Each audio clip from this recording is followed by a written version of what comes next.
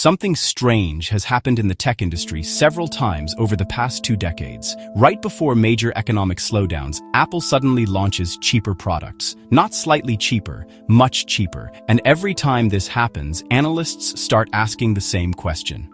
Does Apple see the economy weakening before everyone else?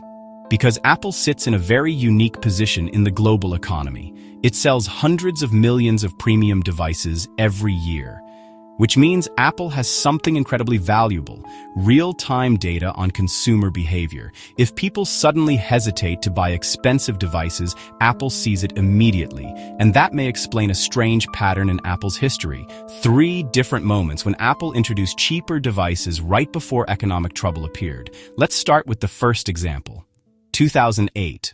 The world was about to enter the biggest financial crisis since the Great Depression. But months before the collapse, Apple made a major change to the iPhone strategy. The first iPhone released in 2007 was expensive, $500 to $600, a luxury gadget. Then in 2008, Apple launched the iPhone 3G. And suddenly, the price dropped to just $199 with carrier subsidies. That made the iPhone dramatically more accessible.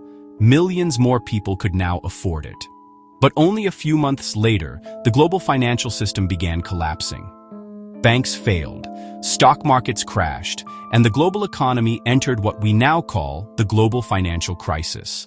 Apple had unknowingly positioned itself perfectly.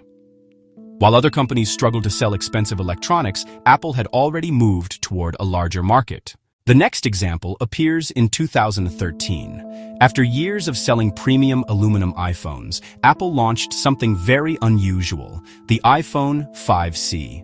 A colorful plastic iPhone that was cheaper than the flagship models. This was the first time Apple clearly tried to create a lower-cost iPhone for a broader market.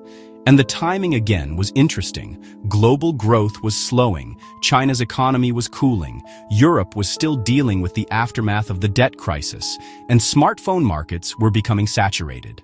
Apple needed to expand its customer base beyond the ultra-premium segment. The iPhone 5C was not a huge success compared to other models, but it showed that Apple understood something important.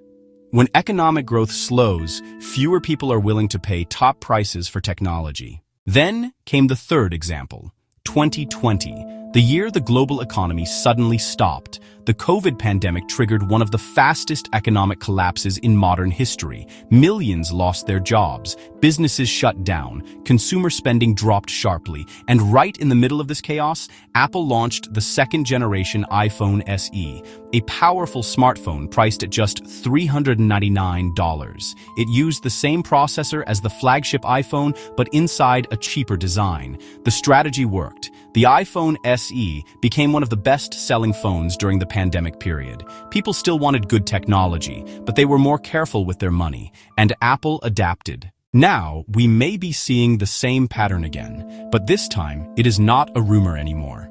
In March 2026, Apple officially released something called the MacBook Neo, a new laptop that starts around $600. That makes it the cheapest MacBook Apple has ever sold. For a company known for premium laptops that often start above $1,000, this is a very unusual move. But the MacBook Neo is interesting for another reason. It is also one of the most repairable MacBooks Apple has made in years. Inside the laptop, several components are easier to access. The battery is screwed in instead of glued, and parts are designed to be replaced more easily than in many previous MacBook models. That is a major shift for a company that has often been criticized for making products difficult to repair. So why would Apple do this now? One explanation is simple.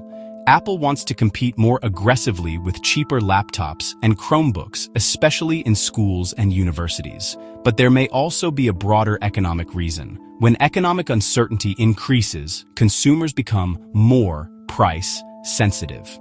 People delay expensive purchases, they keep their devices longer, and when they finally upgrade, they often look for cheaper options.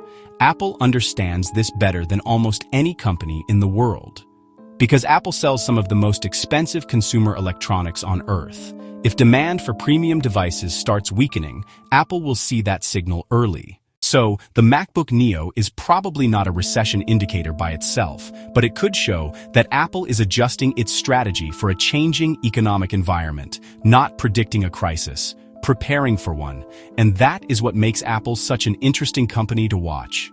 Sometimes, the first hints of a changing global economy do not appear in economic reports.